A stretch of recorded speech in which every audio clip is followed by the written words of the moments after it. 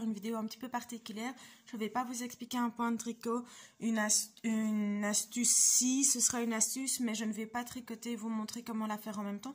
Je vais vous expliquer comment j'ai fait pour faire mon propre modèle de bonnet.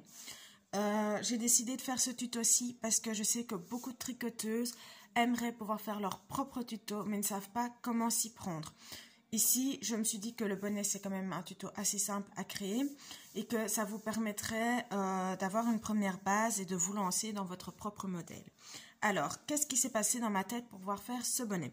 Simplement, j'ai commencé par réfléchir aux différents détails de ce que je voulais faire. Donc, premier point, je veux faire un bonnet. Important, je note absolument tout ce que je pense. Donc, je note modèle bonnet. J'ai réfléchi à la taille que je voulais. J'ai noté la taille que j'avais choisie pour mon bonnet. Et puis, j'ai réfléchi au style de mon bonnet. Si je voulais un bonnet simple ou un plutôt slouchy ou un plutôt béret. C'est important de le savoir parce que le modèle ne sera pas le même. La façon de le réaliser ne sera pas le même. Donc, c'est important de savoir à l'avance comment vous voulez faire. Maintenant, il se peut qu'en réalisant votre bonnet, vous fassiez des erreurs. Ça ne correspond pas à ce que vous voulez, mais que ça donne quand même un style sympa et que finalement vous le gardiez comme ça. Ça peut arriver aussi. Dans mon cas ici, ça a collé, mais je l'ai recommencé quand même plusieurs fois. Il faut avoir beaucoup de patience pour ça. Et alors, savoir évidemment, et ça c'est assez important, quel point vous voulez. Vous y réfléchissez, vous prenez le temps de vous décider et vous notez bien le point, la réalisation, la façon de le faire. Il faut bien réfléchir au point que vous souhaitez parce que dans un bonnet, vous avez vos diminutions. Et qu'en fonction du point que vous avez pris, vos diminutions, elles peuvent ne pas être jolies et du coup gâcher tout votre bonnet. Pardon. Si vous prenez par exemple un point de losange sur point de blé ou sur point de riz, pour faire votre bonnet, ce ne sera pas joli parce que votre losange va être tout à fait cassé ici. Vous n'allez pas réussir à suivre votre point. Donc, le point à choisir, c'est important de bien réfléchir.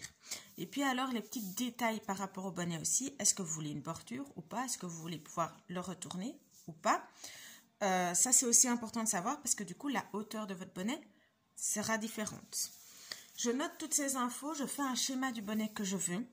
Et puis, j'ai été un petit peu fouillée sur Internet pour avoir une idée des mesures. Donc, comme ici, j'avais la tête pour qui le bonnet était destiné à disposition, j'ai pu prendre les mesures du tour de tête. C'est l'idéal de prendre la mesure directement sur le tour de tête. C'est beaucoup plus facile et ça correspondra beaucoup mieux. Si vous ne l'avez pas, allez un peu fouiller sur Internet. Moi, j'ai trouvé plein de tableaux dans lesquels on retrouve justement combien doit mesurer le bonnet au niveau de la circonférence pour le tour de tête. Donc, c'est vraiment tout le tour ici. Mais aussi combien doit mesurer le bonnet avant vos diminutions, combien doivent mesurer vos diminutions et quelle est la taille totale que votre bonnet doit faire.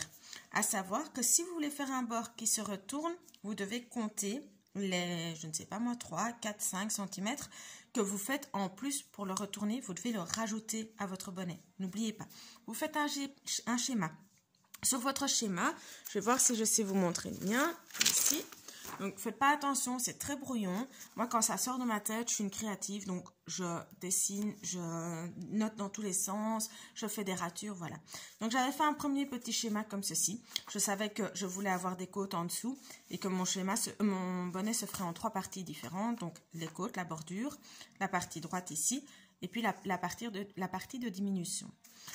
Ça, c'était mon schéma vite fait, bien fait. Et puis après, en réfléchissant plus loin, j'ai fait un schéma un peu plus clair, un peu plus rempli, sur lequel j'ai marqué les mesures, le nombre de centimètres qu'il me fallait pour mes diminutions, le nombre de centimètres avec mon point tout droit, le nombre de centimètres de côte, et alors le total, évidemment. Juste le total complet de tout le bonnet, je n'ai pas marqué. Mais sinon, le nombre de centimètres que j'ai entre le début et la fin de mon point droit, je l'ai noté. J'ai essayé vraiment de faire le plus complet, le plus clair pour moi, exprès pour être sûr que je ne me trompe pas dans ce que je fais. Une fois que ça c'est décidé, je choisis ma laine. Attention, choisissez votre laine en réfléchissant bien. Si vous faites un point de jersey, vous pouvez utiliser quasiment toutes les laines. Le jersey passe avec tout. Si vous faites un point dans lequel vous allez avoir des détails, dans lequel il va y avoir un dessin, ne choisissez pas une laine fantaisie. Parce que le dessin ne se verra très certainement pas dedans. et testez votre dessin avec votre laine. Testez, testez, testez. Ça, d'office, quand vous faites votre propre modèle, testez avant, sinon ça ne collera pas. Donc, vous choisissez la laine, et puis en fonction de la laine que vous avez choisie, vous allez choisir les aiguilles qui vont avec, évidemment.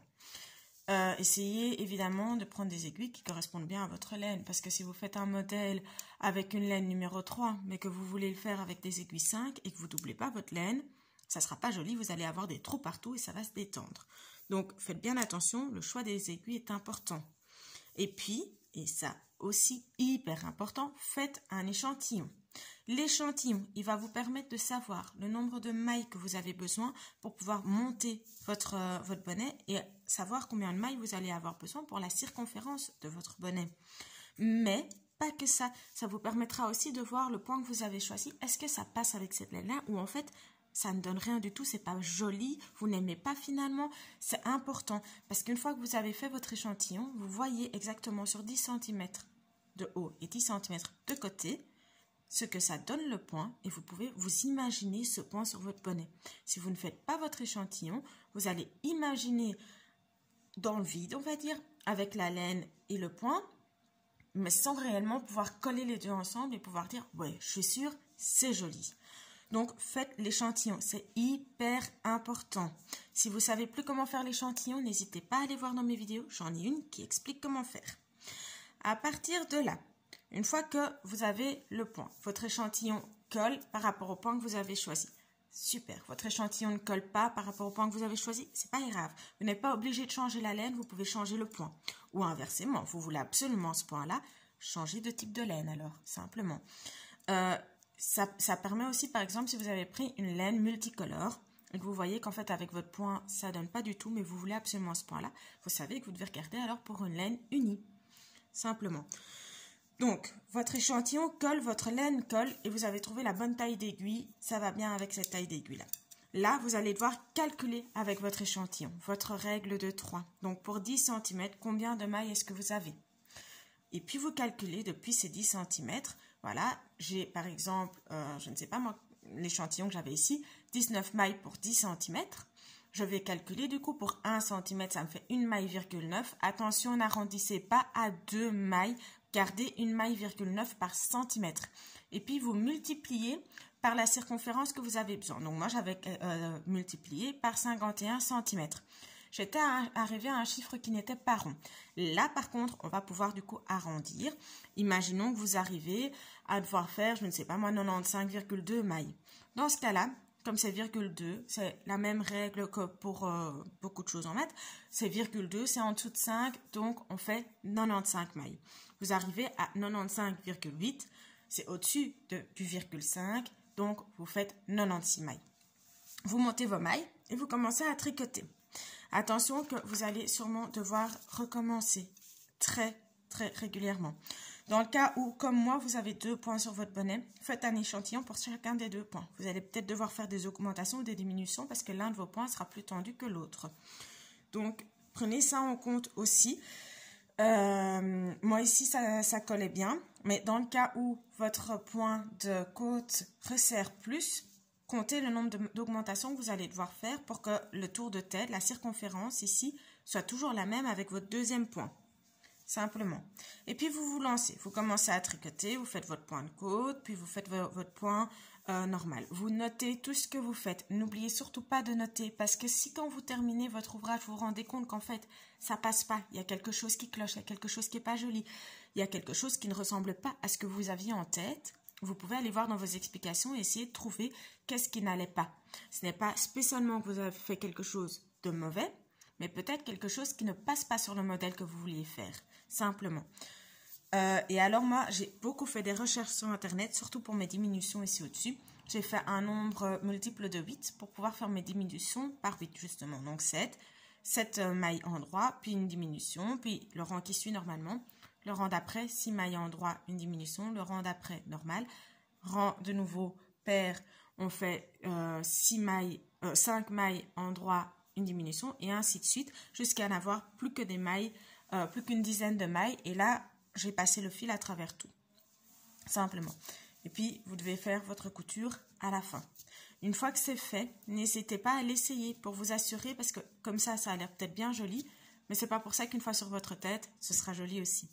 Alors j'espère que ce qui s'est passé dans ma tête, le raisonnement que j'ai eu, tout ça, c'était clair pour vous et que ça va vous aider à faire votre propre modèle. Surtout, n'oubliez pas les points importants. Testez la laine par rapport au point que vous voulez. Faites votre échantillon et notez, notez, notez. C'est très important de noter tout ce que vous faites parce que si vous voulez le refaire, vous aurez encore vos notes. Premier point.